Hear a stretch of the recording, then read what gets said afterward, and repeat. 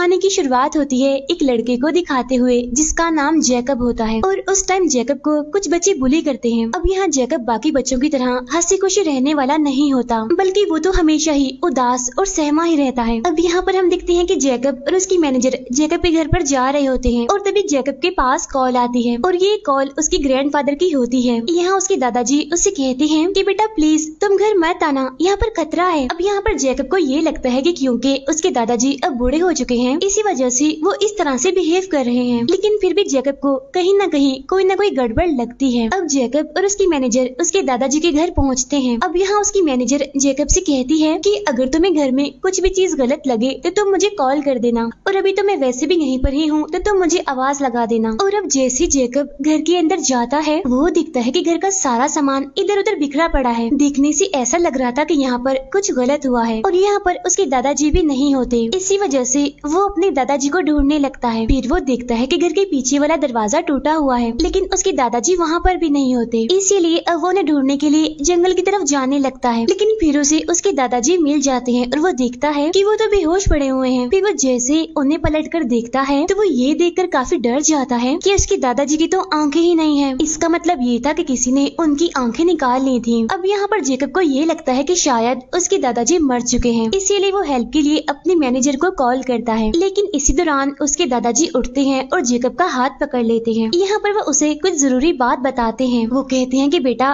तुम मुझ पर यकीन करो और तुम्हें एक टाइम लूप यानी कि 1943 में एक आइलैंड पर जाना होगा। वहाँ पर तुम्हें एक बर्ड मिलेगी जिसने इंसान का रूप लिया होगा और वो तुम्हें सब कुछ बता देगी। अब यहाँ पर जैकब को कुछ भी समझ नहीं आती कि आखिर उसके दादाजी उसे क्या कहना चाह रहे हैं। और फिर जैसे जैकब अपने सामने देखता है तो वहाँ पर एक काफी बड़ा क्रिएचर होता है जो कि जैकब पर हमला करने के लिए आगे बढ़ रहा था। और तब जैकब जल्दी से अपनी मैनेजर को आवाज लगा देता है। अब वो मैनेजर जैकब के कहने पर पीछे मुड़कर गोली चलाती है, लेकिन उस मैनेजर को तो वहाँ पर कुछ भी दिखाई नहीं दे रहा था और सिर्फ जैकब ही था जो उसे देख पा रहा था। अब जैकब अपने दादाजी की मौत की वजह से काफी अपसेट था, इसीलिए उसे एक साइकाइट्रिस्ट के पास जाने की जरूरत पड़ जाती है। यहाँ वो अपने साइकाइट्रिस्ट को सब कुछ बता देता है कि कैसे उसके दादाजी उसे मॉन्स्टर्स क्रिएचर्स की कहानियाँ सुनाया करते थे और तो और कुछ जादुई बच्चों की कहानियाँ भी वो सुनाया करते थे और उन जादुई बच्चों के पास खास किस्म की पावर्स हुआ करती थी। और ऐसी ही और भी बहुत सारी कहानियाँ वो मुझे सुनाया करते थे जिन पर यकीन करना शायद काफी मुश्किल है। फिर एक बार उसके ग्रैंडफादर ने उसे एक आइलैंड की कहानी सुनाई जहाँ पर बहुत सारे जादुई बच्चे रहा करते थे और तो और वहाँ पर मॉन्स्टर्स भी थे। अब क्योंकि उस टाइम जैकब काफी छोटा था, इसी वजह से वो इन कहानियों को सच मानने लगा था और वो इन कहानियों को बाकियों के साथ शेयर भी करना चाहता था। और इसी वजह से जब वो ये कहानियाँ अपनी क्लास के बच्चों को बताता है तो वो सारे बच्चे उसका मजाक बनाने लगते हैं, उस पर हंसने लगते हैं, क्योंकि ये सब कुछ तो कहानियाँ थी। अब जैसे जैसे जैकब बड़ा होता जा रहा था उसका भी इन कहानियों पर से यकीन उठता जा रहा था, क्योंकि अब उसे भी ये सब कुछ रियल नहीं लग रहा था। हालांकि उसके दादाजी उसे यकीन भी दिलवाते हैं कि नहीं बेटा मैं तुम्हारे साथ कभी भी झूठ नहीं बोलूंगा और ये सारी कहानियाँ सारी चीजें सच हैं। अब यहाँ पर जैकब और उसके फादर की ताल्लुक कुछ ज्यादा खास नहीं थे, इसी वजह से जैकब अपने ग्रैंडफादर के साथ ही रहा करता था। लेकिन अब क्योंकि उसके ग्रैंडफादर की तो मौत हो गई थी तो इसीलिए अब वो अपने पेरेंट्स के पास शिफ्ट होने वाला था। फिर जब वो अपने घर जाता है तो वहाँ पर एक पार्टी चल रही होती है। उस पार्टी में एक लेडी जैकब को एक किताब देती है और ये किताब उसके दादाजी की होती है। अब जैकब जब उस किताब को खोलता है तो उसमें एक पोस्ट कार्ड होता है और ये पोस्ट कार्ड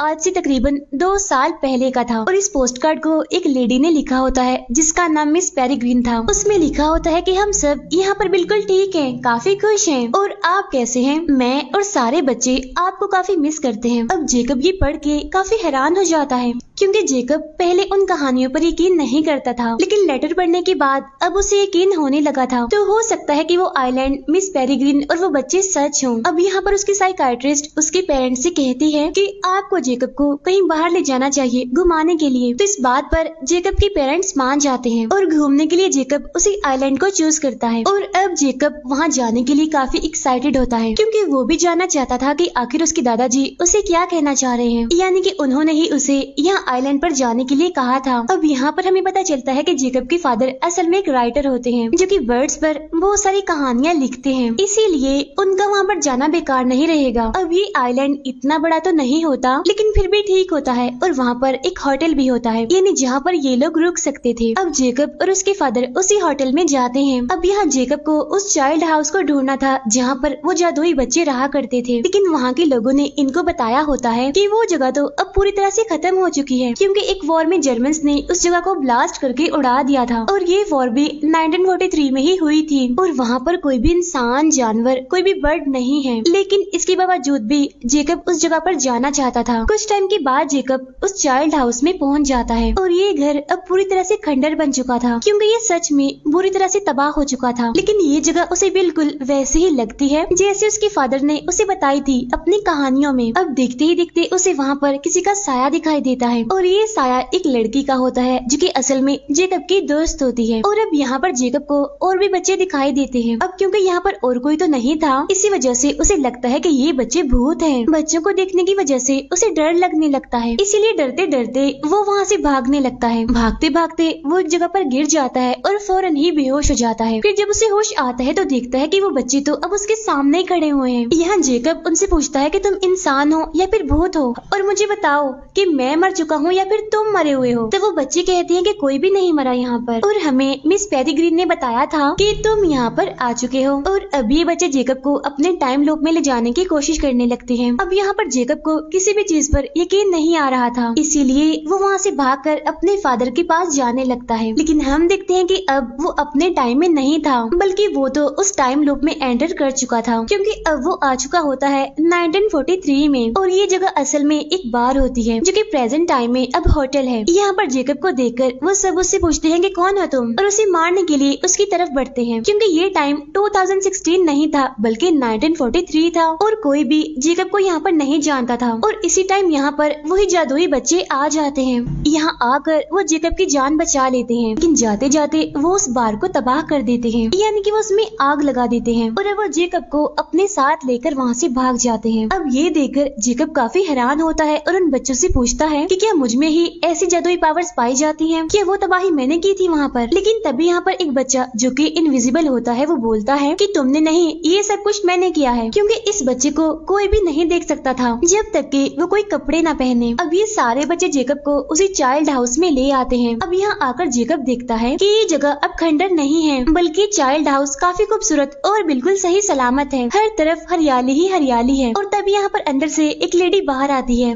और यही लेडी मिस पेरीग्रीन होती है। वो यहाँ पर जेकब को वेलकम करती है और तब जाके जेकब को यकीन होता है कि ये सब कुछ बिल्कुल असली है, यानी जिनके बारे में उसके दादाजी ने उसको बताया था, आज वो उनसे मिल पा रहा है। यहाँ मिस पेरीग्रीन जेकब को बाकी बच्चों से मिलवाती है और उन सारे जादुई बच्चों के पास अलग अलग पावर्स होती हैं। वहाँ एक ऐसी लड़की होती है जो कि हवाओं से बातें करती है, क्योंकि वो बहुत ही हल्की होती है। वो आसमान में उड़ सकती थी और इसीलिए उसे हमेशा ही लोहे के शूज पहनने पड़ते थे। एक बच्ची ऐसी होती है जिसके सुनहरे कलर के बाल होते हैं और इसमें होती है आग की पावर, यानी कि वो आग को कंट्रोल कर सकती थी। किसी भी चीज को वो जला सकती है, किसी भी चीज को वो गर्म कर सकती है। वहाँ पर एक बच्चा ऐसा था जो किसी भी चीज को बनाकर उसमें अगर अपना ही बनाया हुआ दिल डालता था तो वो चीज जिंदा हो जाती थी। एक बच्ची ऐसी थी जो किसी भी पौधे को बड़ा कर सकती थी अपनी पावर से। एक बच्ची ऐसी है जो कि भारी से भारी चीज को भी आसानी से उठा लेती है। एक बच्चा ऐसा था जो कि हमेशा ही अपने पेट में बहुत सारी मक्खियाँ रखा करता था। एक बच्चा ऐसा था जो कि अपना फ्यूचर देख सकता था। दो बच्चे जो कि ट्विंस होते हैं वो हमेशा ही एक मास्क पहनकर रहते हैं, लेकिन फिलहाल यहाँ पर इनकी पावर्स नहीं बताई जाती। और ये सारे बच्चे इसी चाइल्ड हाउस में रहते हैं और इन सब का ख्याल रखने वाली मिस पेरीग्रीन होती है और वो भी इन बच्चों के साथ यहीं पर ही रहती है। इन बच्चों की जान बचाने के लिए वो बार बार टाइम लूप बनाती है। असल में वो इन बच्चों को बाकी दुनिया के लोगों से बचाती है। अब यहाँ पर जेकब कहता है कि मुझे अपनी दुनिया में वापस जाना है। तब यहाँ पर वो सारे बच्चे उसे कहते हैं कि प्लीज तुम मत जाओ और हमारे साथ यहीं पर ही रहो। जेकब को जाना तो था ही, तो वो बच्चे कहते हैं कि चल ठीक है चले जाना, लेकिन एक बार तुम हमारे साथ टाइम लूप जरूर देख लो, क्योंकि ये चीज काफी मजेदार है, हम काफी एंजॉय करते हैं। अब सारे बच्चे मिस पेरीग्रीन के साथ घर के बाहर आते हैं और तभी अचानक से यहाँ पर तेज बारिश होने लगती है और ऊपर से जर्मनी के प्लेन्स निकलना शुरू हो जाते हैं और तभी एक बड़ा सा बॉम्ब घर पर आकर गिरने ही वाला होता है। तो तभी वो घड़ी जो मिस पेरीग्रीन के पास होती है वो उसकी मदद से टाइम को रोक देती है। टाइम को रोकने के बाद वो उस टाइम को पीछे ले जाती है जहाँ पर ये लोग पहुँच जाते हैं 24 घंटे पहले। अब इसी चीज को टाइम लूप कहते हैं और और इसी तरह वो टाइम को एक दिन पीछे करके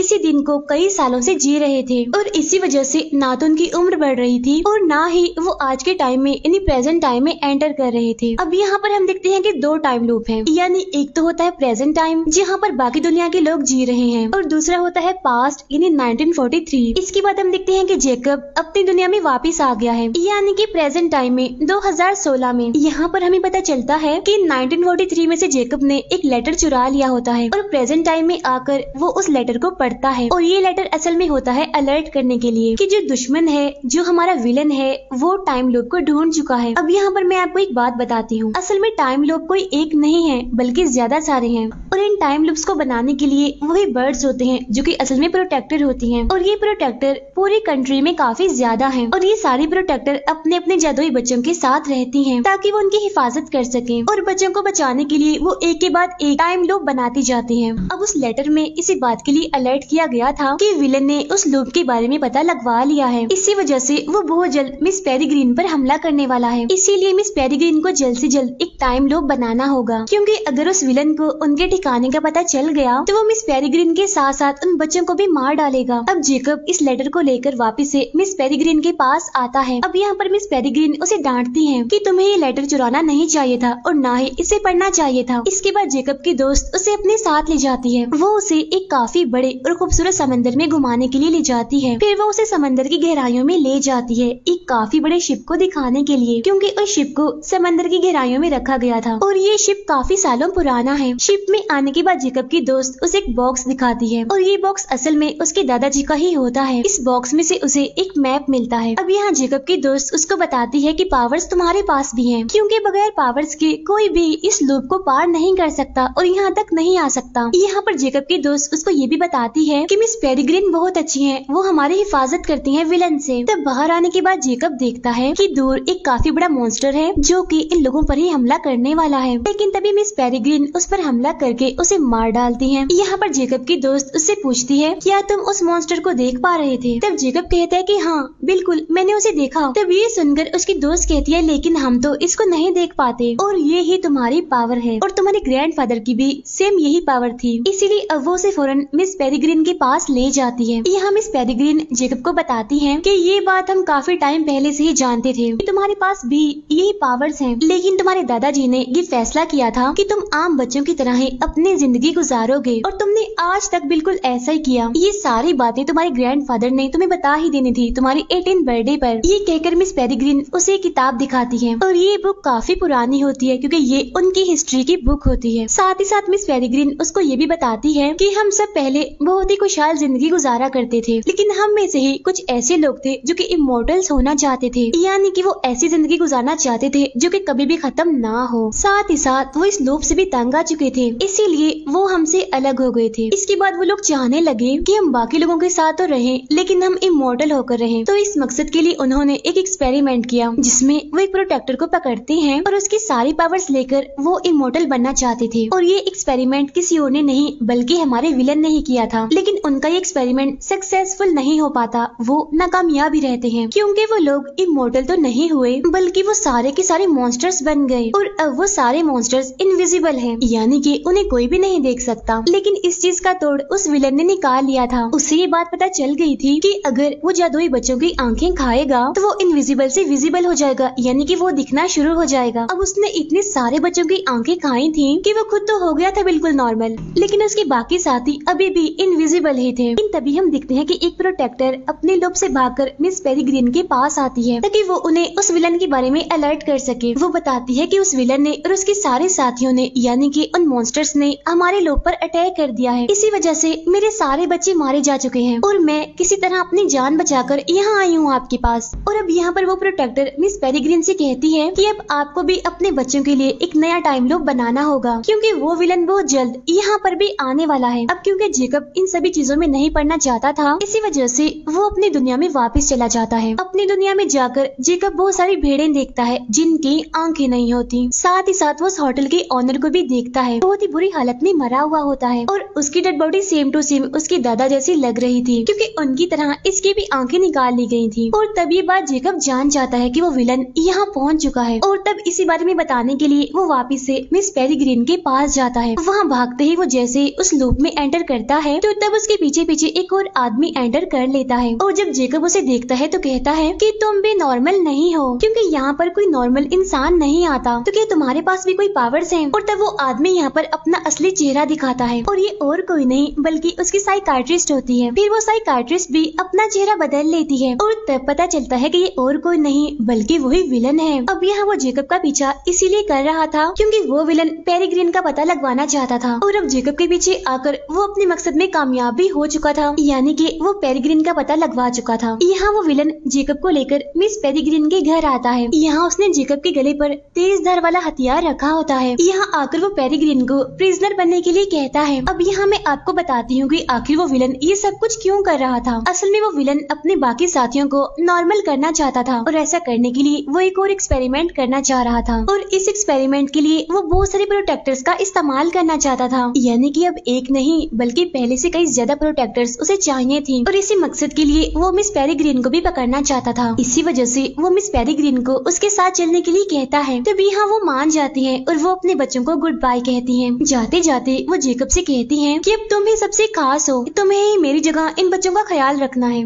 मुझसे वादा करो कि तुम इन बच्चों का ख्याल रखोगे। और तब यहाँ पर पेरिग्रीन अपनी पावर का इस्तेमाल करके खुद ही केज में बंद हो जाती है, यानी कि वो अपने असली रूप में आ जाती है और बर्ड बन जाती है। अब जो दूसरी प्रोटेक्टर यहाँ तक भागकर आई थी वो अभी भी उन बच्चों के साथ ही थी। अब ये सब लोग जल्दी जल्दी उन मॉन्स्टर से बचने के लिए अपने घर को बंद करने लगते हैं। फिर थोड़ी ही देर के बाद एक खतरनाक मॉन्स्टर वहाँ पर पहुँच जाता है और सबसे पहले वो उसी प्रोटेक्टर पर हमला करके उसे मार डालता है। अब यहाँ पर उस मॉन्स्टर को सिर्फ और सिर्फ जेकब ही देख पा रहा था, इसीलिए यहाँ पर जेकब उस मॉन्स्टर को मारने की काफी कोशिश कर रहा था, लेकिन उस मॉन्स्टर को ज्यादा कुछ नहीं होता, बस वो थोड़ा बहुत जख्मी होता है। अब वो बच्चे वहाँ से भागने की कोशिश करते हैं और किसी हद तक वो इसमें कामयाब भी रहते हैं। अब यहाँ पर बच्चे घर से बाहर तो आ चुके थे, लेकिन अब क्योंकि पेरिग्रीन यहाँ पर नहीं थी इसी वजह से वो आज का टाइम लूप चेंज नहीं कर पाते और ये वही बॉम्ब गिरने वाला दिन होता है। और अब देखते ही देखते जर्मन्स का बॉम्ब उस घर पर गिर जाता है, जिसकी वजह से वो चाइल्ड हाउस तबाह हो जाता है और अब वो सारे बच्चे सही सलामत उस घर से बाहर आ चुके होते हैं। इसके बाद वो मिस पेरिग्रीन को ढूंढने जाते हैं क्योंकि वहाँ पर और भी प्रोटेक्टर्स कैद हो सकती हैं। अब इनके पास वहाँ तक जाने के लिए सिर्फ और सिर्फ वही शिप होता है जो कि अब समंदर की गहराइयों में पड़ा होता है। अब सारे बच्चे अपनी अपनी पावर्स का इस्तेमाल करके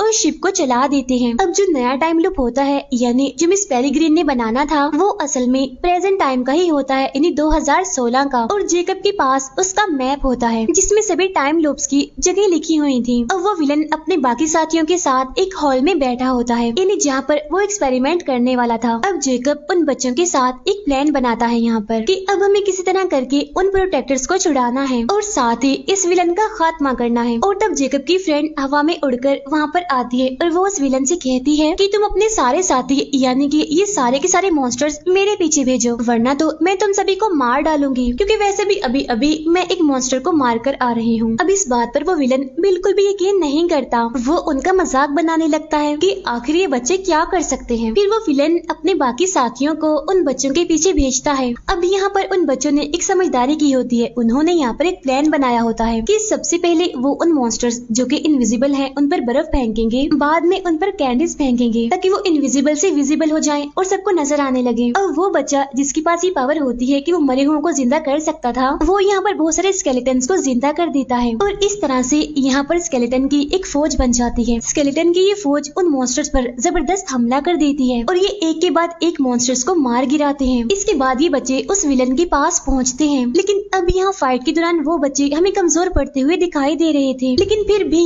वो हिम्मत नहीं हारते बल्कि अपनी पावर्स का इस्तेमाल करके उस विलन के सारे साथियों को मार गिराते हैं। यहाँ जेकब की फ्रेंड उस विलन को रोकने की कोशिश करती है। तब जेकब भागता है सारे प्रोटेक्टर्स को आजाद करने के लिए। असल में वो सारे प्रोटेक्टर इस टाइम केजेस में बंद होती हैं और उन्हीं में मिस पेरिग्रीन भी होती है। तब जेकब उन सारे केजेस को खोल देता है और सारे प्रोटेक्टर्स को आजाद कर देता है, लेकिन तभी वो विलन भी वहाँ पर पहुँच जाता है और वो जेकब को पकड़ लेता है। और अब बाकी बच्चे जैसे ही उनके पास पहुँचते हैं तो वो देखते हैं कि यहाँ पर एक नहीं बल्कि दो जेकब हैं, क्योंकि उस विलन के पास ये पावर होती है कि वो किसी का भी रूप ले सकता है। इसी वजह से उसने यहाँ पर जेकब का रूप लिया होता है। अब जेकब के साथी कंफ्यूज हो जाते हैं कि आखिर असली जेकब कौन सा है। अब वो दोनों ही खुद पर यकीन दिलवाने की कोशिश कर रहे थे, लेकिन इसी दौरान जेकब को वहाँ पर एक मॉन्स्टर दिखाई देता है, लेकिन उस मॉन्स्टर को वो विलन नहीं देख सकता था। और यहाँ जेकब उस मॉन्स्टर को बिल्कुल भी नहीं रोकता। अब उस मॉन्स्टर को भी ये बात पता नहीं चल पाती कि आखिर इसमें से जेकब कौन सा है और वो विलन कौन सा है। इसी वजह से वो उस विलन को पकड़ लेता है। लेकिन इससे पहले कि वो विलन वापिस से अपने असली रूप में आकर दिखा सकता कि ये मैं हूँ, वो मॉन्स्टर उसकी आंखें निकाल कर खा लेता है। और अब यहाँ पर उस विलन का खेल भी खत्म हो जाता है, यानी कि वो मर जाता है। इसी दौरान जेकब एक हथियार उठाता है और वो उस मॉन्स्टर को भी मार डालता है। और इस तरह से एक एक करके सारे मॉन्स्टर्स मारे जाते हैं। और अब बच्चों को वापिस से अपने टाइम लूप में यानी कि 1943 में जाना था, क्योंकि ये टाइम लूप 2016 का होता है। और अगर वो यहाँ पर रह गए तो वो एक ही सेकंड में अपनी उम्र चेंज कर लेंगे और इतनी बड़ी तब्दीली से शायद उनकी जान भी जा सकती है। और अब यहाँ पर जेकब को उन्हें गुड बाय कहना पड़ता है। अब हालांकि जेकब भी उनके साथ जाना चाहता था, लेकिन उसकी दोस्त उसे कहती है कि नहीं जेकब, तुम यहीं पर ही रुको, क्योंकि यहाँ तुम्हारी ज्यादा जरूरत है। इसके बाद वो भी जेकब को गुड बाय कह के चली जाती है। और अब जेकब प्रेजेंट टाइम में इन्हीं 2016 में ही रुका होता है और सभी बच्चे वापिस से अपने टाइम लूप में इन्हीं के 1943 में जा चुके होते हैं, जहाँ उन्हें अब एक नए लूप की जरूरत पड़ती है। अब जेकब अपने ग्रैंडफादर के मरने के कुछ दिन पहले वाले टाइम में जाता है। इसी वजह से वो सीधा अपने ग्रैंडफादर के पास जाता है। वो उनसे मिलता है और काफी खुश हो जाता है और वो उन्हें वो सारी चीजें बताता है जो उसने अभी तक देखी थी। ये सुनकर उसके दादाजी उसे कहते हैं कि बेटा, तुम्हें यहाँ पर नहीं होना चाहिए था, बल्कि तुम्हें तो तुम्हारी दोस्त के पास होना चाहिए, क्योंकि वो तुम्हारा इंतजार कर रही होगी। यहाँ उसके दादाजी उसे पुराने टाइम के डॉलर्स देते हैं, जो कि आगे चलकर जेकब के काम आने वाले थे, क्योंकि उसे 1943 में जाने के लिए बहुत सारे लूप से होकर गुजरना पड़ेगा। अब जेकब के पास अपने ग्रैंडफादर का मैप होता है, जिसकी मदद से वो कई बार टाइम लूप में जाता है, लेकिन टाइम ट्रेवल करने के लिए उसे 1 साल इंतजार भी करना पड़ता है। और इसी मकसद के लिए वो सबसे पहले नेवी में भर्ती होता है और फिर जाके वो पहुंचता है 1943 में। और ये वही दिन होता है जब उसकी दोस्त वहाँ से विजिट कर रही होती है। और अब यहाँ पर फाइनली जेकब अपनी फ्रेंड से मिल पाता है। और ये भी असल में एक शिप होती है, जिसके जरिए सारे बच्चे अपने नए लूप में जा रहे थे। यहीं पर हमें मिस पेरेग्रीन भी दिखती है, जो कि वापस से अपने बच्चों के पास जाना चाहती है, ताकि वो हमेशा हमेशा उनकी हिफाजत कर सके। अब इसी के साथ ही ये मूवी यहीं पर एंड हो जाती है। Thank you for watching.